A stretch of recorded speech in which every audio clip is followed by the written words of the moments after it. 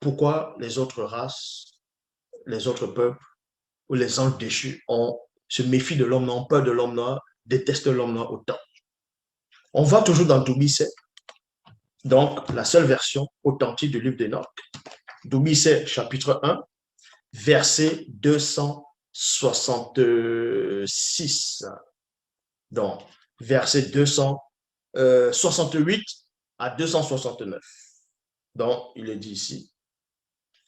Moi, Doumbissé, j'entendis les paroles de Dibangane et Biedi, qui ont les mêmes sens lorsqu'ils me dirent, deux points, l'homme noir n'a point été créé dans le visible pour relater sa spiritualité sur la matière fabriquée à partir des fibres cellulosiques végétales.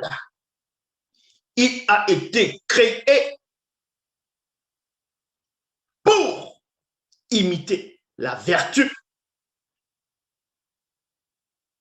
Non, il a été créé pour imiter notre vertu. Notre c'est qui? Ce sont ces entités qui parlent, notre vertu et notre impartialité. À nous,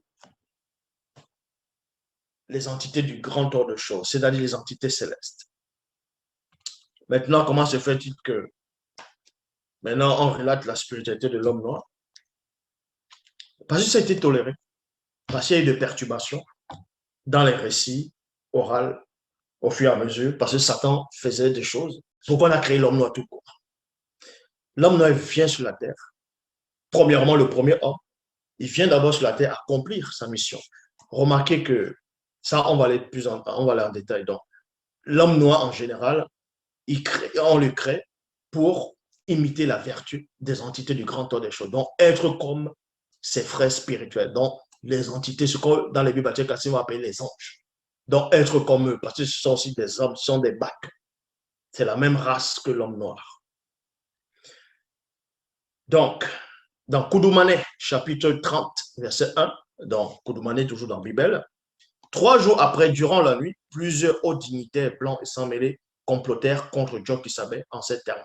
Face à un tel chef initié consacré, nos connaissances même sont illusoires. Et beaucoup de gens le savent. La connaissance que je déverse, le savoir que Zola a, beaucoup le regardent et voient que les connaissances à eux ne sont qu'illusoires. C'est pour ça qu'il y a beaucoup qui veulent demander, quand ils dorment, ils pensent à Zola, ils se réveillent, ils disent Zola, Zola, Zola, Zola, comment il fait? La connaissance là vient d'où? Il prend ça où? Dans son cerveau, dans les chromosomes, il prend ça où? Mais il est trop fort, comment il fait? Depuis des années, il est toujours là, il ne se fatigue pas, il a toujours l'inspiration. Mais, bon. Koudoumane, chapitre 30, versets 8 à 9. Les chefs de haute dignité poursuivaient et dit encore, car nous ne devons pas ignorer la vraie histoire de l'homme noir. C'est qu'au commencement, le Créateur avait permis qu'il lui soit donné la terre à lui seul. Et ses descendants sont les véritables héritiers de l'univers visible. Ça veut dire quoi ici? Ce haut dignitaire blanc, à l'époque de Joe Kisabé, donc qui est le vrai Christ, et non le faux Jésus-Christ, et non le Jésus qu'ils ont inventé. Dans les sociétés secrètes, ils savent que le Créateur, qui est Loba, a créé l'homme noir tout seul sur la terre. Donc, elle dit tout seul, les animaux aussi étaient là, tout.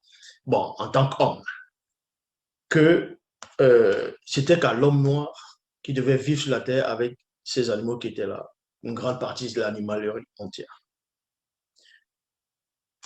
Dans le plan divin, dans le grand registre, dans le dessin, il n'est pas dit que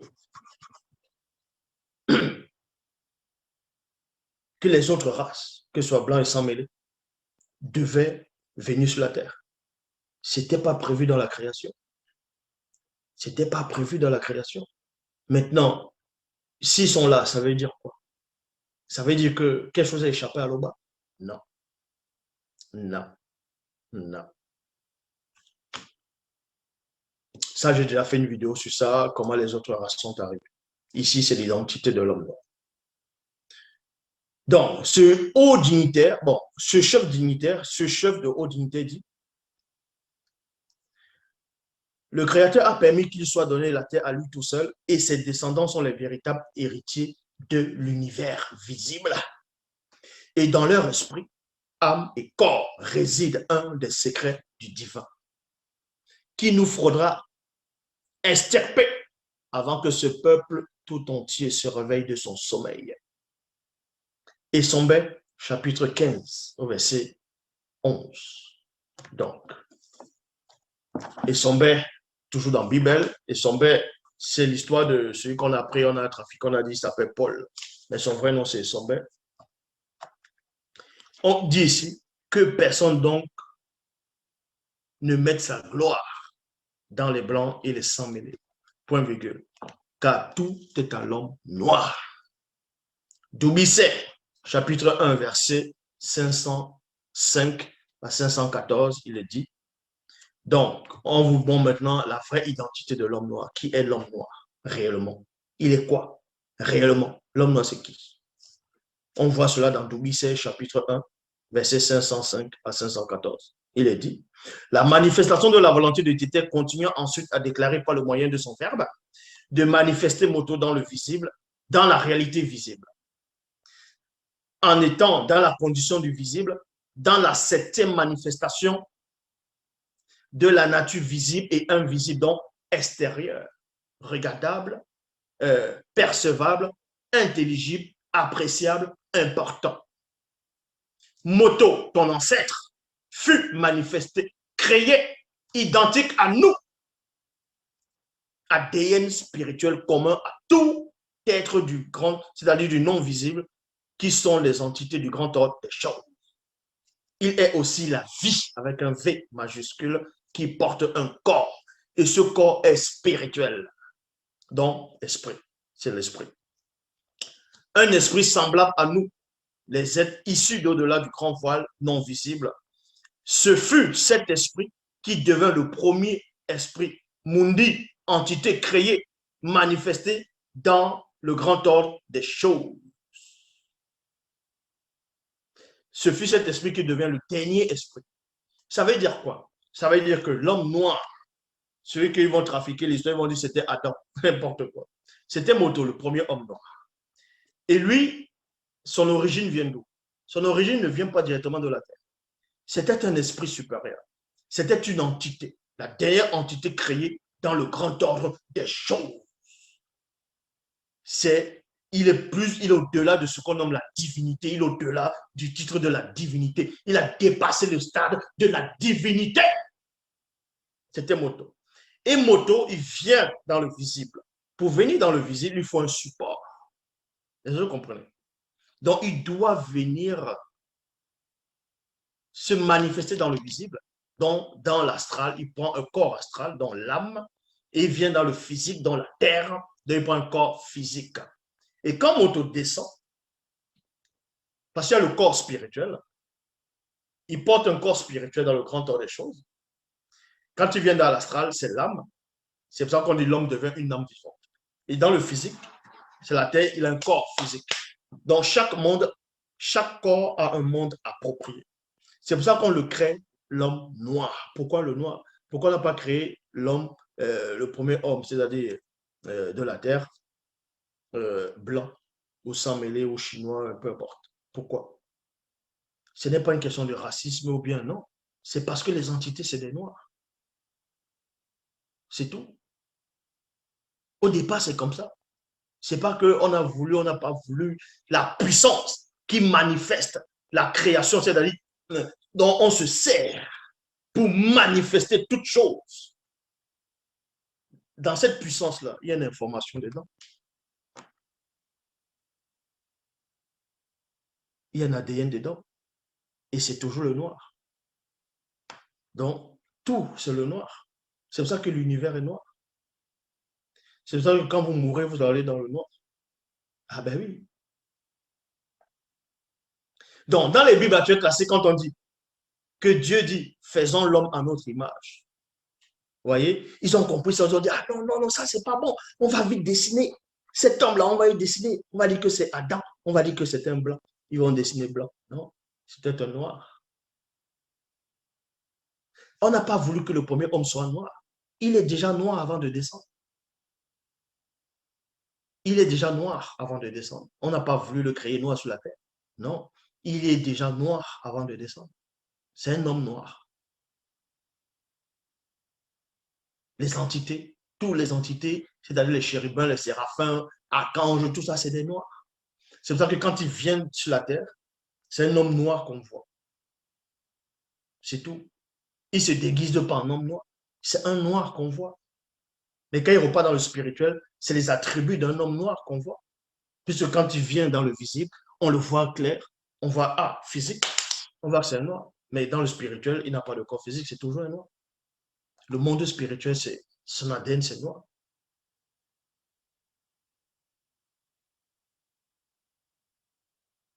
Donc, le premier homme vient sur terre. Il est logique que son corps, on va le faire avec le limon de la terre. Et le limon de la terre devait être noir.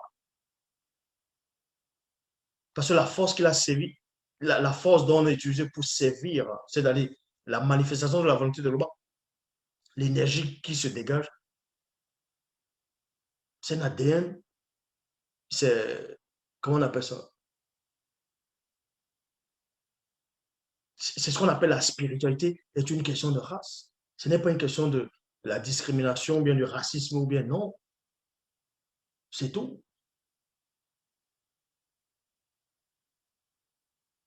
Donc, ce qu'on appelle les anges, quand il vient sur terre, c'est un homme noir qu'on voit. Et eux, ils le savent. C'est pour ça qu'ils font exprès pour dessiner les anges blancs. Puisque ce sont des noirs. Donc, le premier homme noir, c'est une entité qui vient sur terre, accomplir une mission. Quelle mission? Il vient accomplir, manifester l'ombre, le nombre connu. Parce que les anges ont chuté. Un groupe d'anges, le premier, deuxième, troisième ordre qui ont été créés après le chérubin jadis qui est devenu plus tard Satan. Tout ça, c'est relaté là. Donc, c'est pour ça que les anges déchus, Satan lui-même méprise le premier, il méprise l'homme noir sur la terre, il le méprise. Parce que par sa progéniture, on les remplace. Il ne veut pas qu'il y ait ce remplacement, il ne veut pas qu'il y ait le nombre connu. C'est pour ça que le groupe des Bamboulolma Bungulane, le troisième ordre, ont couché avec un groupe de femmes noires non initiées de la ligne de Ponkissé pour manifester une nouvelle race qu'on va appeler les Blancs. Pour pouvoir faire en sorte qu'il y ait encore plus de mélange pour que l'homme noir n'atteigne pas le nombre connu. Mais vous voulez raconter quoi? C'est ça la réalité. Donc, on vous dit ici, Moto, ton ancêtre fut manifesté, créé identique à nous, ADN spirituel commun à tout être du non visible, qui sont les entités du grand ordre des choses. Il est aussi la vie qui porte un corps. Et ce corps est spirituel, un esprit semblable à nous. Les êtres issus d'au-delà du grand voile non visible, ce fut cet esprit qui devint le dernier esprit mundi, entité créée, manifestée dans le grand ordre des choses.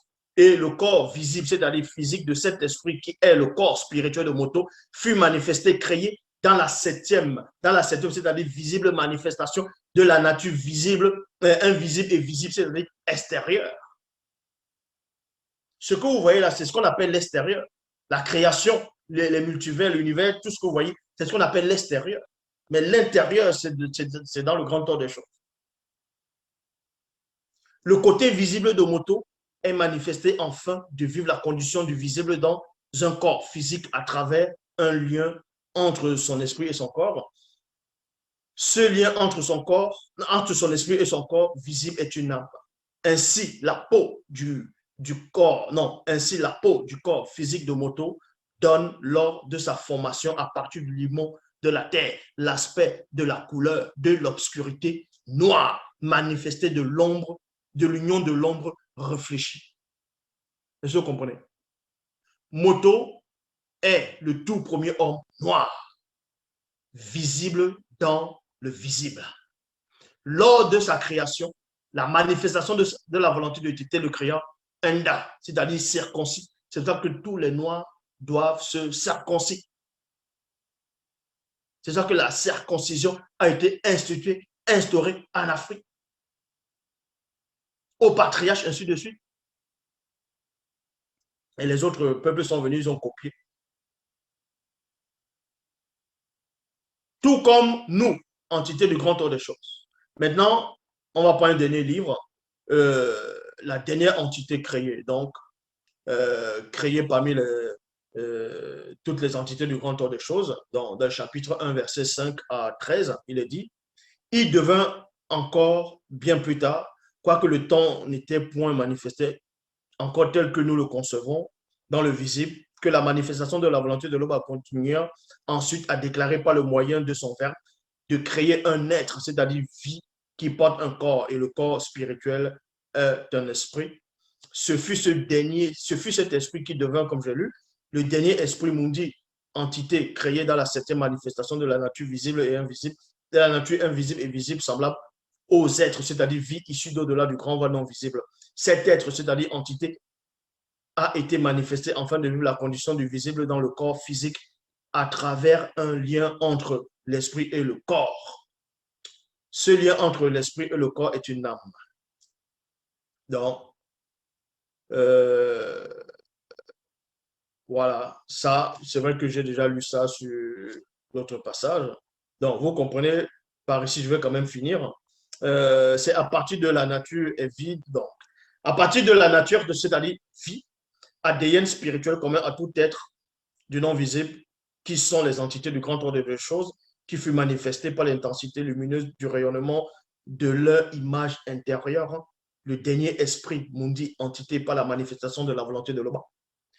Ainsi, la peau du corps physique de cet être finit par donner, lors de sa formation à partir du limon de la terre, l'aspect de la couleur de l'obscurité noire manifestée de l'ombre de l'union réfléchie des êtres spirituels d'au-delà du grand voile non visible. Cet être est connu sous le nom de Moto. Moto fut le tout premier homme noir. Moto devint ainsi le tout premier homme de toute la création dans le plan visible et physique. Et dès lors, Moto fut l'homme universel, une âme vivante universelle. Une âme vivante universelle. Donc, à tous ces noirs qui ont honte de la couleur de leur peau, à toutes ces femmes ou hommes qui se décapent, parce qu'on vous dit que vous êtes noir, vous êtes foncé, vous êtes des sarrasins, vous avez honte de la couleur de votre peau. Mais vous avez honte du naturel, de ce qui est. Vous avez honte de pas, vous avez honte de l'oxygène, puisque l'oxygène a l'ADN noir. L'oxygène que vous respirez. Le soleil a le même ADN que l'homme noir. La mélanine, il y a ça dedans. La nature elle-même, c'est noir. Vous avez honte de la nature. La nature a l'ADN de l'homme noir. Donc, comment vous allez avoir honte de la couleur qui est normale? La couleur de base, la couleur normale. Ce qui est normal, c'est ça. Maintenant, on vous fait croire que ce n'est pas ça, que ce n'est pas bon. Et beaucoup d'entre vous ont accepté ça. Vous vous décapez. Vous décapez pourquoi? Vous avez honte de votre couleur, pourquoi?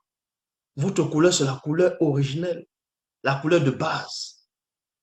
Quand un esprit, c'est-à-dire ce qu'on appelle les entités du grand ordre des choses, on va appeler ça les anges ou les malaïkas, quand il vient sur terre, c'est des hommes noirs qu'on voit. C'est tout. C'est des hommes noirs qu'on voit. Quand le vrai Christ vient sur terre, c'est un noir qu'on voit. Quand celui qu'on va appeler Méné, d'autres vont appeler Michael, l'archange Michel, quand il vient sur terre, c'est un noir qu'on voit. Ce qu'on va appeler Gabriel Benengoudi, il vient, c'est un noir qu'on voit. Tous les prophètes, c'était des noirs. Les patriarches, eux tous, ils ont juste changé leur histoire, blanchi les peaux. Ce n'est pas vouloir rabaisser un peuple ou élever un autre peuple ou bien, comment on appelle ça, ou la discrimination ou bien le racisme, non. C'est d'établir la vérité telle qu'elle est. C'est tout. Pourquoi on a créé le premier homme noir? Mais parce que tous les hommes dans le grand tour des choses, ce sont des noirs. Ce sont des entités. Ah ben oui. Un chien ne va pas accoucher. euh, un, un, un chien ne sort pas des chats. Ah ben oui. Donc vous comprenez par là, votre histoire, c'est ça votre histoire. Les premiers peuples qui ont subi l'esclavage, qui ont été esclaves, c'était les Blancs et les sans-mêlés. Et leur servitude pendant l'esclavage a mis des siècles plus longs que les Noirs. C'est tout. Donc, quand on vous dit, oh, vous êtes descendants d'esclaves, vous dites non, vous n'êtes pas les descendants d'esclaves. Vous êtes descendants d'un nombre, d'une entité, d'un esprit supérieur. Vous êtes les descendants de, de celui qui est au-dessus de la divinité, d'un homme libre, universel. C'est ça une descendance. Et maintenant, parmi ces descendances, il y a un moment où il y a quelques-uns qui ont fauté, mais on les a châtiés. Et le châtiment, c'était ça, l'asservissement.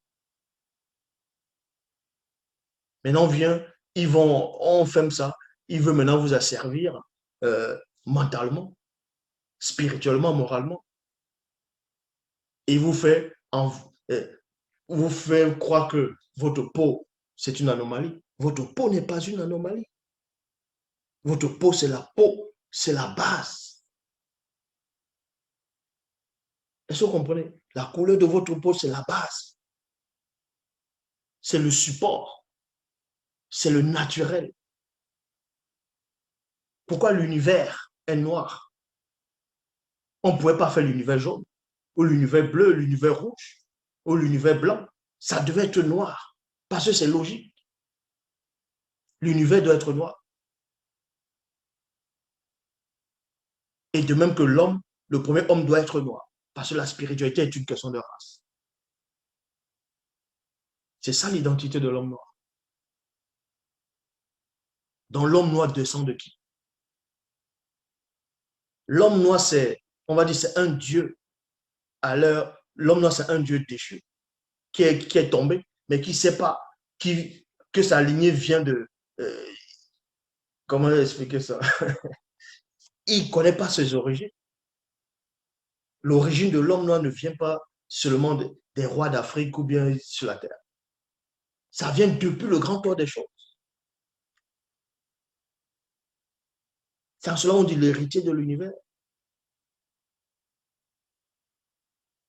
Donc, arrêtez de donner la force aux gens qui sont là, qui ne connaissent même pas leur propre histoire, qui vont lever les mains. Ah, la race supérieure, la race arienne, nous sommes la race supérieure. Rentrez chez vous. Race supérieure en quoi? Vu que vous tirez vos origines des grands trônes des choses, du monde spirituel. Alors, qui est dans la race supérieure? Apprenez à connaître votre histoire. Maintenant, faites attention. L'Oba manifeste la justice. Ne dites pas que, ah tiens, vous avez écouté cette vidéo, ah ça vous fait du bien. Maintenant, vous n'appliquez pas le verbe, vous allez dire que non, nous sommes. C'est pas ça. C'est à cause de ça qu'il y a eu le châtiment. Donc l'Oba se glorifie toujours.